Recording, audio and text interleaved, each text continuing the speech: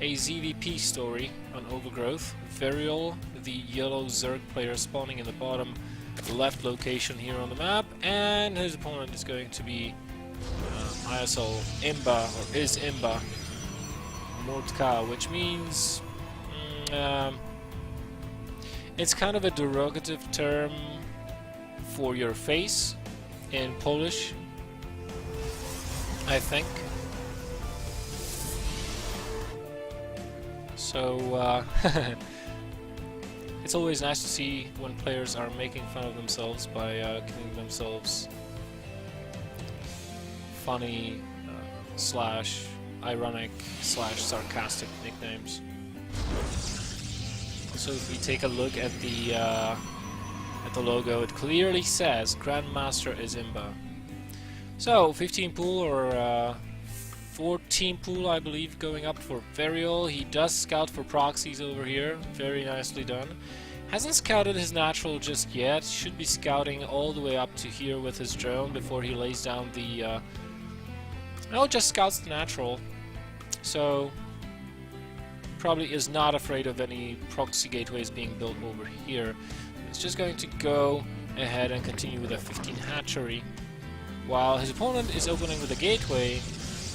So not the best build order choice there for Veriol, as you know, 15 hatch is kind of superior to a pool first against a gateway opener from Protoss, I feel like, because you do get the economic edge against the gateway as opposed to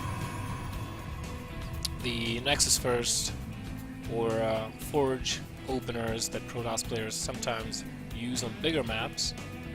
Sometimes they also open up with a Forge and an expansion on Overgrowth as well, because, you know, why not? And you can also try and cannon rush the natural of the Zerg if you so want. Gas going up for Veriol, so he's definitely shooting for that link speed as soon as he can without sacrificing too much of his economy or queen production or any of the sort. And there's the expansion for the Protoss player, spotted by Veriol's Overlord. He's going to move that one away so as not to get shut down by stalkers or sentries or anything. And this is a sentry follow-up here, so we may see multiple additional structures being laid down at the front wall. Yeah, that mothership core out just in time, going to try and chase away these Zerglings. Can we find nice splitting of the Zerglings there, going to try and maximize the scouting effectiveness of these. But the mothership core is on top of that Zergling, going to kill it. At the very least, Veriol now knows that this is a double gas opener, that there are no additional structures down, no quick tech whatsoever. I think he also spotted the sentry with the Zerglings. I cannot be too sure, but I think he did.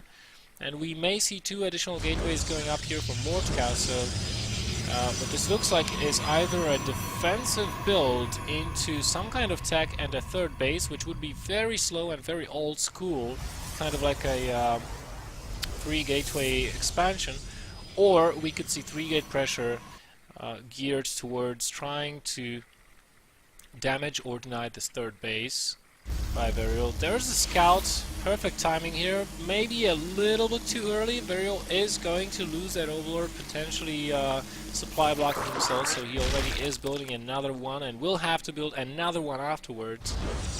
And there's the Twilight Council. Mordka very smartly waited for that Overlord to come in. He knew that the scout would come in eventually, and he did kill that Overlord, and only afterwards put down that Twilight Council. So we could see Blink, we could see DTs. I think it's a little bit late for DTs though, so my money is on Blink Stalkers. Veriol should get a lair decently quickly now that he's got that third base almost finished. He's at 40 drones, and if this is a 2-base Blink all-in, he should stop at 55-60 drones maximum. I would be in favor of 55 and then start producing units non-stop. He's already making 22 links, so maybe he is a little bit wary of some kind of pressure. He did see that one gateway being thrown down there. And this is gonna come, yeah, 4 additional gateways being plopped down here. This is going to be, or should be, a very quick attack by the Protoss player, but with no upgrades for the ground units. So As long as Veriol can get that +1 carapace, +1 melee attacks going for it, and get a couple of roaches, although I think he's not exactly playing a roach-centric style here. He's still only on 1 gas, we can see, so it's going to be heavy on lings, and with the number of force fields that we're seeing here from Mordka, this could be a little bit tricky. Veriol doing a very good job of baiting a couple of those force fields out. He did see that probe as well, so he knows that an attack is coming. The Roach Warren is going down as of now. And he's at 45 drones, that's a little bit low. Blink is about 1 minute away from completion. Even less with the chrono boost. We have a lot of chrono boosts saved up, by the way, by the Pro-Ras player. Don't know why he is not chrono boosting that Blink a little bit better. Another attempted surround or attempted force field bait here from Veriol, and his time is running out a little bit. He's producing 22 more lings. How many larvae does he have stacked up? 5. His larvae should just about to pop. Yeah, they've popped right now, and he's producing 18 more lings immediately. He should start producing roaches as well. Nice moves here, but was it really worth it? I mean, he lost a lot of lings just to get a couple of units. He did deny that pylon from coming up, though, I believe, so this will make the attack all the more weaker.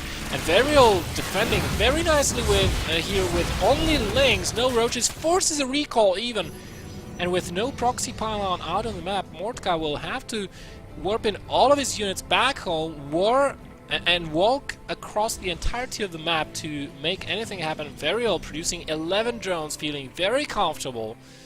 Does he see this incoming attack? He does have lings sort of in position. Oh my god, these lings could very well become trapped here by the stalkers.